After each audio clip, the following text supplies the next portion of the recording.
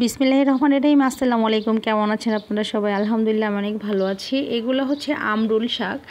আমরুল শাক এটা হচ্ছে আমি নেট দুনিয়া থেকে জেনেছি আমরুল শাকের নামটা। আগে আমি এটাকে ছোট থেকে চায়না শাক নামে চিনতাম এবং চায়না শাক নামে আমি ডাকতাম। এটা আসলে আমি সবসময় খেলাধুলায় ব্যবহার করেছি, কিন্তু এই শাকের যে এত ভিটামিন গুণ, এটা খেলে যে মানুষের স্কিন থেকে ধরে ভিটামিন সি, ভিটামিন ই, অনেকগুলো খনিজ লবণ, এটাতে অনেক অনেক অনেক ধরনের ভিটামিন আছে। এটা যদি আমি একদিন করতে যাই তাহলে আলাদা একটা ভিডিও করতে হবে ইনশাল্লাহ, সময় সুযোগ হলে, বা আপনারা যদি বলেন তাহলে আমি একদম A to Z এটা সম্বন্ধে জেনে আপনাকে আমি জানাতে ইচ্ছুক।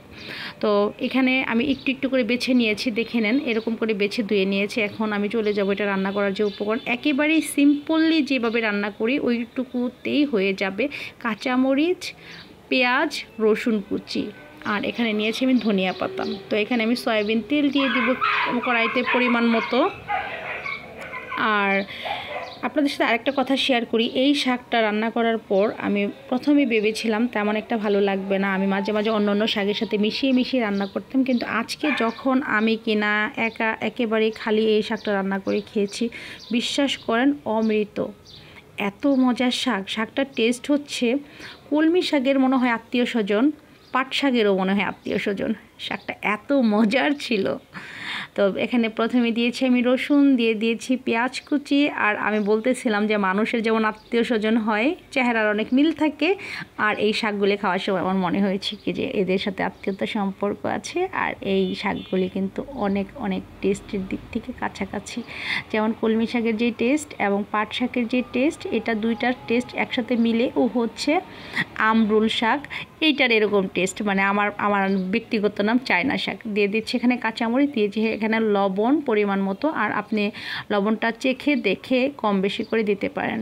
তো শাকের মাঝে লবণটা একেবারে বেশি না দেওয়াই বেটার, কারণ হচ্ছে শাকগুলি যখন দেওয়া হয় তখন অনেকটা থাকে, কিন্তু শাকটা যখন একটু গরম পায় নেতিয়ে যায় তখন কিন্তু কমে একটু হয়ে যায়, আর সেক্ষেত্রে লবণের পরিমাণটা অনেকটা বেড়ে যায়। তো এখানে এগুলি আমি ভাজাভাজি করে নিয়েছি, হালকা ভাজাভাজি করেছি, আমি কিন্তু একদম ব্রাউন করিয়ে নিয়ে আজকে এই শাকটার সাথে সিদ্ধ হয়ে।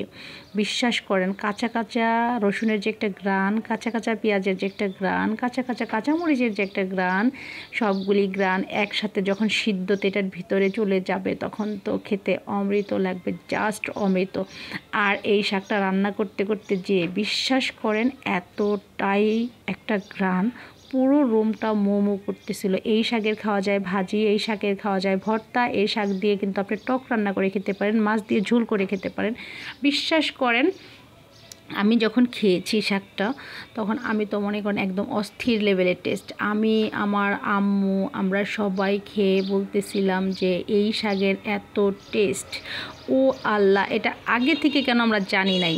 আর জানলে মনে হয় এখন শহর হয়ে গিয়েছে এলাকাটা, আগে যখন গ্রাম ছিল তখন আমি যখন ছোটোকাল থেকে খেলাধুলার মাঝখানে এই শাকের হলুদ হলুদ ফুলগুলো দিয়ে খেলতাম।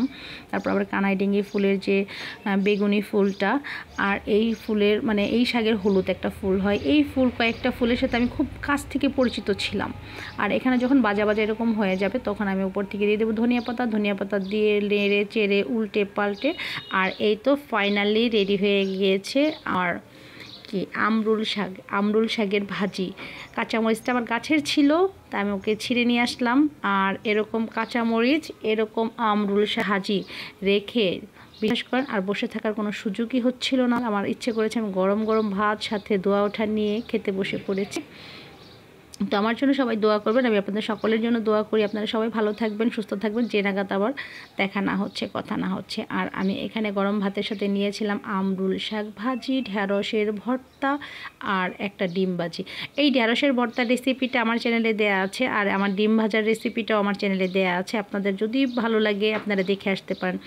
মুখে দেওয়ার সাথে একেবারে অমৃত, যেমন মনে হচ্ছে আমি পাট শাক খাচ্ছি না, আমি কলমি শাক খাচ্ছি না, আমি আমরুল শাক খাচ্ছি। বিশ্বাস করেন এভাবে আমার কথাগুলি শুনতে হবে না, আপনারা অবশ্যই বাসায় একবার হলেও ট্রাই করে দেখবেন, প্লিজ প্লিজ প্লিজ। তো আমার জন্য দোয়া করবেন, আমি আপনাদের সকলের জন্য দোয়া করি, ভালো থাকবেন, সুস্থ থাকবেন, যে নাগাদ আমার সাথে আবার আপনাদের দেখা না হচ্ছে, কথা না হচ্ছে, অবশ্যই আমার চ্যানেলটা ঘুরে আসার দাওয়াত রইল।